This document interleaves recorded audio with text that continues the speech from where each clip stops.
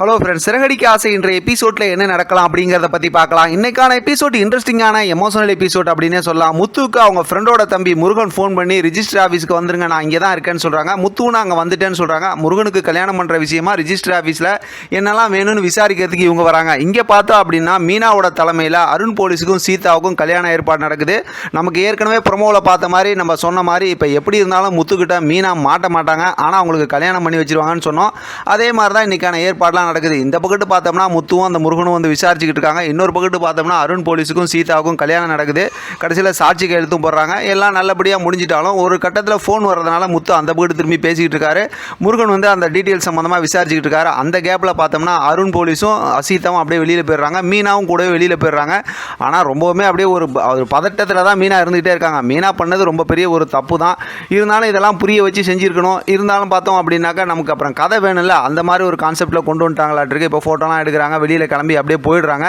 இந்த பக்கத்து பார்த்தோம் அப்படின்னா முத்து எல்லாத்தையும் விசாரிக்கிறாரு. சீதாவுக்கு கல்யாணம் பண்ணுற விஷயமாகவும் விசாரிக்கிறாரு. எல்லாம் விசாரிச்சுட்டு வெளியில் வந்து சீதா வந்து அப்படியே அழுதுட்டு மீனா கிட்ட சொல்லிட்டு அங்கேருந்து அப்படியே கிளம்புறாங்க.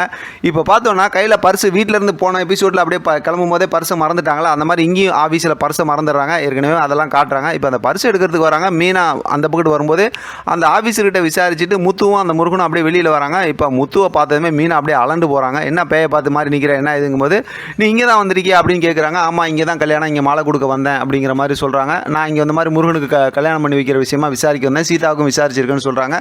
அதோட பார்த்தோம் அப்படின்னா உனக்கு கல்யாணம்லாம் நடந்திருக்கு, நீ பார்த்துருப்பேன்னா நாளாக நடத்தி வைக்கல அப்படின்னு இவங்களே பதட்டத்தில் பேசுகிறாங்க. அப்போ அந்த பர்ஸு சொல்கிறாங்க. பர்ஸை வந்து எடுத்து வந்து கொடுக்குறாங்க. இவங்க ரெண்டு பேரும் அப்படியே அங்கேருந்து கிளம்பி வராங்க. இங்கே சீதா அருண் போலீஸ்கிட்ட சொல்லி ஆட்டோவில் ஏறி கிளம்புறாங்க. நான் அந்த மாதிரி போலீஸ், டிராஃபிக் போலீஸ் அப்படின்னு சொல்லிலாம் அவங்கள அப்படியே அனுப்பிச்சி விட்றாங்க. மீனா அந்த பர்ஸ் எடுத்துகிட்டு முத்து கூட அப்படியே நடந்து வராங்க. பதட்டத்தோடு தான் வராங்கன்னு வச்சிங்களேன். ஆஃபீஸ் விட்டு வெளியில் வந்ததுக்கப்புறம் பார்த்தோம்னா நீ வந்து அங்கே வீட்டில் சத்யாவுக்கு விருந்து ஏற்பாடுலாம் இருக்குல்ல, சீக்கிரம் வந்து அப்படின்னு சொல்லிட்டு அப்படியே அங்கே சொல்லிட்டு அப்படியே வராங்க. பார்த்தா அருண் போலீஸை முத்து பார்த்துட்டு ரொம்ப டென்ஷனாக வராரு. இப்போ மீனா வந்து அப்படியே கொஞ்சம் சமாதானப்படுத்துகிறாங்க. எங்கே போனாலும் இவன் வந்துடுறான் அப்படிங்கிற மாதிரி சொல்லிடுறாங்க. இப்போ மீனா என்ன பண்ணுறதுன்னு தெரியாமல் அப்படியே பரிதவிச்சு போய் தான் வீட்டுக்கு வராங்க. இங்கே சீதா பார்த்தோம்னா பதட்டத்தோடயே இருக்காங்க, என்ன நடக்குமோ அப்படின்னு. இப்போ வீட்டில் பார்த்தோம்னா வரவங்களாம் முத்துவை பாராட்டுறாங்க.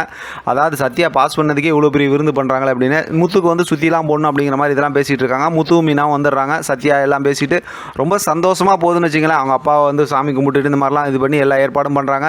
ஆனால் சீதா பார்த்தா பதட்டத்திலே இருக்காங்க. மீன் அப்பப்போ சமாதானப்படுத்துகிறாங்க. இப்போ மாடியில் விருந்து ஏற்பாடுலாம் நடக்குது. எல்லாத்துக்கும் சாப்பாடுலாம் எடுத்து வச்சு எல்லாம் பரிமாறி எல்லாம் செஞ்சுக்கிட்டு இருக்காங்க. ஆனாலும் சீதா பதட்டத்தில் தான் இருக்காங்க.